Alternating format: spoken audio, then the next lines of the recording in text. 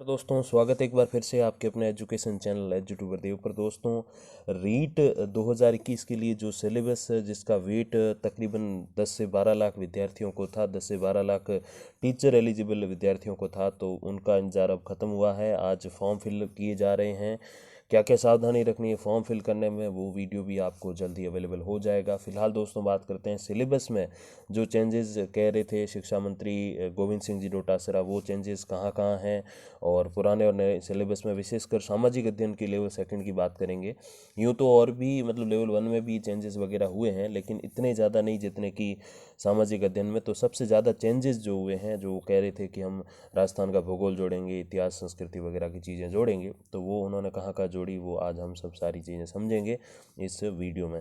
दोस्तों सबसे पहली बात कि ये जो है वो रीट 2021 का जो है सिलेबस है सामाजिक अध्ययन का, एक नज़र इस पर घुमाएं तो सबसे पहली बात हो रही यहाँ पर भारतीय सभ्यता संस्कृति और समाज की, जिसमें सिंधु घाटी सभ्यता, वैदिक संस्कृति, जैन और बौद्ध धर्म और महाजनपद काल की बात कही गई है।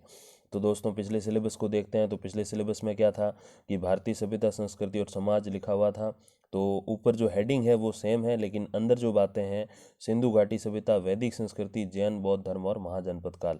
तो इसमें क्या किया, सिंधु घाटी सभ्यता, वैदिक संस्कृति तो वो सेम है। भारतीय समाज जो था उसको थोड़ा सा शॉर्ट करके उन्होंने क्या जोड़ दिया, उसमें दोस्तों जोड़ दिया जैन और बौद्ध धर्म और महाजनपद काल। तो ये दो चीज़ें इसमें नई जोड़ दी गई हैं पिछली दो बार की तुलना में इस बार। तो ये जो है वो रीट 2021 का नोटिफिकेशन है, वो पिछली जो भी रीट हुई थी 15-17 नोटिफिकेशन के बेस पर, तो वो है। फिर दोस्तों जो अपना नया जो नोटिफिकेशन है और नया जो सिलेबस है, उसमें मौर्य तथा गुप्त साम्राज्य और गुप्तोत्तर काल की बात है, जिसमें राजनीतिक, इतिहास और प्रशासन, भारतीय संस्कृति के प्रति योगदान, भारत 600 से 1000 ईस्वी बृहत्तर भारत, तो ये बात है। और देखते हैं वापस पिछला सिलेबस, जिसमें क्या था, मौर्य तथा गुप्त साम्राज्य और गुप्तोत्तर काल, जिसमें राजनीतिक, इतिहास और प्रशासन, भारतीय संस्कृति के प्रति योगदान, गुप्त काल और सांस्कृतिक उपलब्धियां, भारत 600 से 1000 ईस्वी, बाहरी विश्व से भारत का सांस्कृतिक संबंध। तो ये जो दोस्तों लास्ट वाला पॉइंट है, बाहरी विश्व से भारत का सांस्कृतिक संबंध, इसको दोस्तों बदल के क्या नाम दे दिया, बृहत्तर भारत नाम दे दिया है। फिर दोस्तों है अगला पॉइंट, वो देखते हैं क्या है।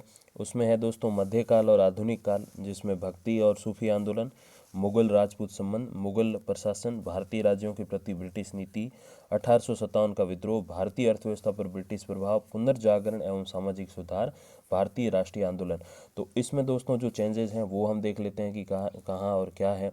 तो दोस्तों इसमें भी देखिए सेम है, बस एक ही जो मेन हमें फ़र्क नज़र आ रहा है बड़ा, वो ये है कि भारतीय राष्ट्रीय आंदोलन जो 1919 से 1947 था, वो अब क्या कर दिया है, थोड़ा सा और बड़ा कर दिया उस पॉइंट को, 1885 से 1947। तो आप भी जानते हैं, थोड़ा सा हिस्ट्री पढ़ेंगे तो उसमें ये चीज़ें हैं बाकायदा। एक तो 1885 से 1919 तक, अगर सेकंड ग्रेड और फर्स्ट ग्रेड की हम हिस्ट्री की बात करें तो उसमें ये पॉइंट वाइज दिए हुए हैं। फिर 1919 से 1947 तक, तो ये दो तीन फेस होते हैं। तो वो पहले एक ही फेस था 1919 से 1947, अब इसको थोड़ा और बड़ा कर दिया गया, सिलेबस थोड़ा और बृहद हो गया, 1885 से 1947। आगे दोस्तों फिर अपनी आ जाती है राजनीति, माय फेवरेट सब्जेक्ट। तो उसमें दोस्तों देखिए क्या क्या ऐड है। तो ये जो नया वाला सिलेबस है, इसमें भारतीय संविधान का निर्माण, विशेषताएं, उद्देशिका, मूल अधिकार, मूल कर्तव्य, सामाजिक न्याय, बाल अधिकार और बाल संरक्षण, लोकतंत्र में निर्वाचन और मतदाता जागरूकता। अब दोस्तों ओल्ड सिलेबस पे चलते हैं। उसमें क्या थी, उसमें तो बहुत ही ज़्यादा शॉर्ट था कि उद्देशिका, मूल अधिकार, मूल कर्तव्य, धर्मनिरपेक्षता और सामाजिक न्याय। तो उसमें टोटल 4 से 5 पॉइंट्स थे। अब दोस्तों इसमें और क्या क्या ऐड कर दिया गया वो हम ज़रा देख लेते हैं। तो दोस्तों इसमें आप देख सकते हैं स्पष्ट रूप से भारतीय संविधान का निर्माण और विशेषताएं, तो सबसे पहला पॉइंट यही ऐड कर दिया गया जो पिछली बार नहीं था।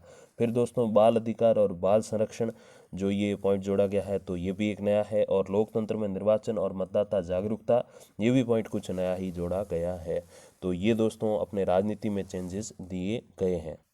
फिर दोस्तों राजनीति का अपने सेकंड जो इकाई है वो भी देख लेते हैं। तो उसमें है दोस्तों अपने सरकार गठन और कार्य, जिसमें संसद, राष्ट्रपति, प्रधानमंत्री, मंत्रिपरिषद, उच्चतम न्यायालय यानी कि सुप्रीम कोर्ट, राज्य सरकार, पंचायती राज और नगरीय स्वशासन, राजस्थान के विशेष संदर्भ में पूछेंगे, नगरीय स्वशासन और पंचायती राज, फिर जिला प्रशासन और न्याय व्यवस्था।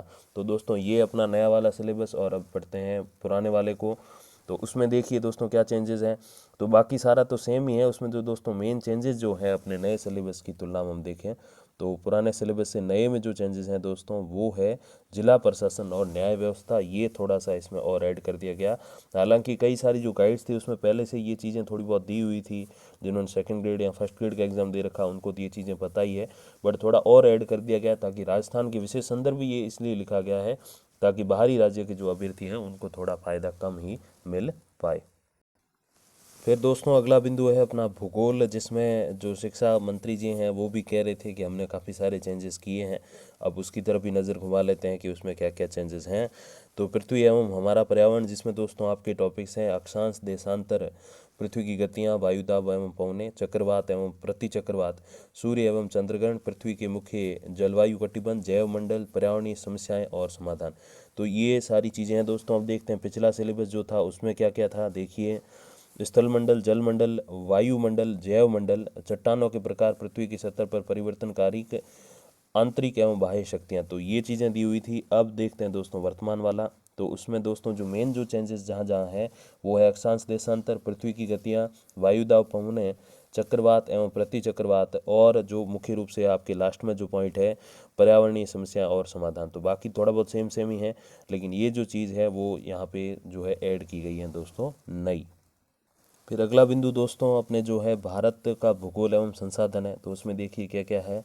भू आकृति, प्रदेश, जलवायु, प्राकृतिक वनस्पति, वन्य जीवन, बहुउद्देशीय नदी घाटी परियोजनाएं, मृदा, कृषि, फसलें, उद्योग, खनिज, परिवहन, जनसंख्या, मानव संसाधन विकास के आर्थिक एवं सामाजिक कार्यक्रम।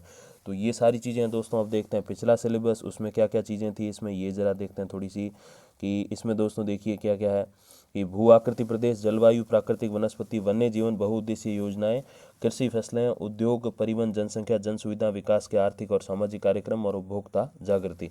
अब दोस्तों ये चीज़ है। अब नए वाले में जो चीज़ें ऐड की गई हैं वो क्या है देखते हैं। तो दोस्तों इसमें तो एक तो आपके जो जोड़ा गया है दोस्तों वो है खनिज। सबसे पहली चीज़ तो जोड़ी गई है खनिज। दूसरी जो इसमें बात जोड़ी गई दोस्तों वो है मानव संसाधन। तो ये दो चीज़ें इसमें ऐड की गई हैं, बाकी तो ऑलमोस्ट सेम ही है, कुछ ज़्यादा इसमें अंतर नहीं है।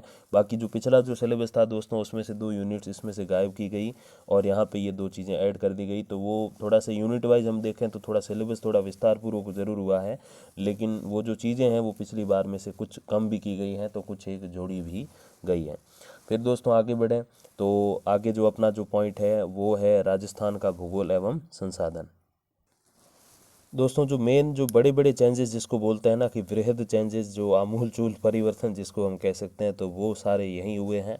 हालांकि ऐसा नहीं कि राजस्थान का भूगोल और ये इतिहास, कला, संस्कृति इसी बार जोड़े गए। पिछले सिलेबस में भी अगर हम देखेंगे तो वहाँ भी इसके कुछ कुछ पॉइंट्स आपको लास्ट में नज़र आ जाएंगे। जैसे आप देखिए ज़रा कि राजस्थान का इतिहास और संस्कृति में कुछ पॉइंट्स है, लेकिन देखिए यहाँ दोस्तों कम से कम होंगी तो 7-8 चैप्टर्स होंगे आपके। लेकिन यहाँ देखिए, आप यहाँ देखिए, यहाँ बहुत महत्वपूर्ण चीज़ें हैं, ये देख लीजिए आप थोड़ा और मैं जूम करता हूँ। भौतिक प्रदेश, जलवायु एवं अफवाह प्रणाली, झीलें, मृदा जल संरक्षण एवं संग्रहण, कृषि, फसलें, खनिज एवं ऊर्जा संसाधन, राजस्थान की प्रमुख नहरें, नदी घाटी परियोजनाएं, परिवहन, उद्योग और जनसंख्या, पर्यटन स्थल, वन एवं वन्य जीवन। तो ये चीज़ें इसमें से कुछ कुछ पॉइंट्स पिछली बार में आपको मिल जाएंगे, लेकिन आगे और ज़्यादा वृहद इसको गहराई से कर दिया। मतलब यहाँ जो चीज़ें हैं वो तो कुछ एक तो सेम ही है, लेकिन जो अगर कोई एक चैप्टर था तो उसके जो है अभी जो है 3 चैप्टर हो गए राजस्थान के भूगोल, इतिहास, कला, संस्कृति के। तो यहाँ बहुत सारी गहराई से चीज़ें डाली गई है। देखो दोस्तों, फिर राजस्थान का इतिहास भी है जिसमें प्राचीन सभ्यता एवं जनपद, राजस्थान के प्रमुख राजवंशों का इतिहास, 1857 की क्रांति में राजस्थान का योगदान, राजस्थान में प्रजामंडल, जनजाति और किसान आंदोलन, राजस्थान का एकीकरण, राजस्थान के प्रमुख व्यक्तित्व। तो राजस्थान के ऊपर डीपली इसमें पूछा जाएगा आपको, तो ये पढ़ना पड़ेगा और ये बाहरी अभ्यर्थियों के लिए थोड़ा सा टेढ़ी खीर होने वाली है। फिर दोस्तों राजस्थान की कला और संस्कृति भी देख लीजिए, जिसमें राजस्थान की विरासत, दुर्ग, महल, स्मारक, राजस्थान के मेले। तो इसमें से कुछ क्वेश्चन वैसे भी पहले आते थे। त्यौहार एवं लोक कलाएँ जो सेकंड ग्रेड में अपने होते हैं दोस्तों, और फर्स्ट ग्रेड की हिस्ट्री में भी ये सारी चीज़ें हैं।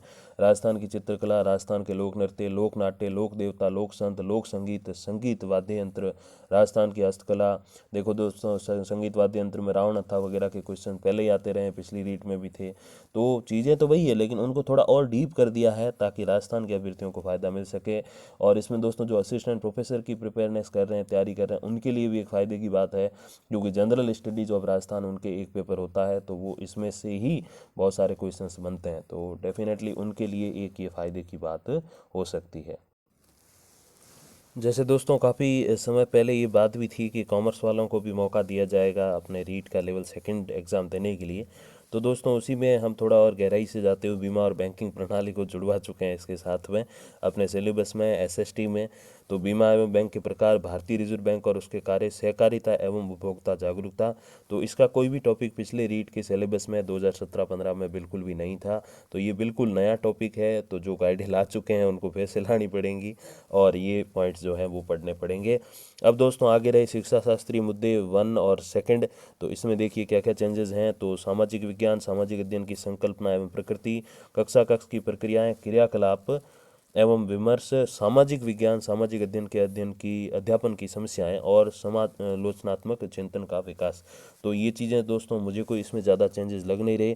आई थिंक पिछले में भी यही सेम चीज़ें थी जो इन्होंने यहाँ पे रखी है, तो कुछ ज़्यादा इसमें फ़र्क नहीं है। अब दोस्तों जहाँ एक और अंतर आया शिक्षा शास्त्री मुद्दों में, तो वो आप देखिए, तो वो है दूसरा आपका जो इसमें शिक्षा शास्त्री मुद्दों का दूसरा भाग जो है उसमें परीक्षा, अनुभविक साक्ष्य, शिक्षण अधिगम सामग्री एवं सहायक सामग्री, सूचना एवं सहायक संचार प्रौद्योगिकी, प्रायोजना कार्य, सीखने के प्रतिफल मूल्यांकन। तो ये जो चीज़ है दोस्तों इसमें जो ऐड की गई है वो सूचना एवं संचार प्रौद्योगिकी, प्रायोजना कार्य। तो ये पिछले सिलेबस में जहाँ तक मुझे नॉलेज है दोस्तों नहीं था। देख लेते हैं, हाँ बिल्कुल, तो ये चीज़ नहीं थी। तो ये बिल्कुल इसमें नई आपकी बात जोड़ी गई है। कौन सी? सूचना एवं संचार प्रौद्योगिकी, प्रायोजना कार्य। दोस्तों ये चीज़ यहाँ पे एक और नई ऐड की गई है। अब दोस्तों इस सिलेबस के एंड तक तो हम आ गए जहाँ एसएसटी में सबसे ज़्यादा चेंजेस थे। अब बात रही कि जो साइंस मैथ है, यानी कि जो विज्ञान और गणित के जो लेवल सेकंड के जो विद्यार्थी हैं उनके लिए क्या चेंजेस हैं। तो उनके लिए दोस्तों एक ही पॉइंट चेंजेस, मैंने सिलेबस अभी देखा, एक ही पॉइंट चेंज है उसमें, वो है कृषि प्रबंधन वाला, जिसमें कृषि पद्धतियाँ, राजस्थान में उगाई जाने वाली प्रमुख फसलें और ये जो चीज़ें हैं ये एक उसमें ऐड किया गया है। बाकी कोई वहाँ बड़ा चेंज नहीं है। बड़ा चेंज जो है वो अपने रीट के लेवल सेकंड के एसएसटी में ही था दोस्तों, और जो अभी आपने हमने देखा भी। अगला इसमें दोस्तों एक और टॉपिक हम देख सकते हैं, छोटी सी बात लिखी हुई लेकिन इस बात में बहुत ही गूढ़ रहस्य छिपा हुआ है। बहुविकल्प प्रश्नों का मापदंड जो है वो कक्षा 6 से 8 तक के राज्य सरकार द्वारा निर्धारित पाठ्यक्रम और शैक्षणिक सत्र 2019-20 की प्रचलित पाठ्य पुस्तकों के आधार पर होगा। लेकिन प्रश्नों का कठिनाई स्तर जो है वो सीनियर सेकेंडरी तक की पाठ्य पुस्तकों होगा। तो वो तो दोस्तों बताइए आपको, मैं कई बार वीडियोस में कहता रहता हूँ, 6 to 12 के लिए जो आरबीएससी की बुक्स हैं तो दोस्तों वो काफ़ी इंपॉर्टेंट रहती हैं इन सब के लिए। तो वही है, और 2019-20 लिखा है तो इसका मतलब ही यही है कि जो अभी जो 6 से 8 तक जो बुक्स चेंजेस हुई हैं पिछले साल वो नहीं लागू होंगी, क्योंकि वो चेंज हुए दोस्तों मार्च के बाद में। और आप भी जानते हैं कि मार्च के बाद जो चेंजेस होते हैं वो अगले साल के रूप में गिने जाते हैं।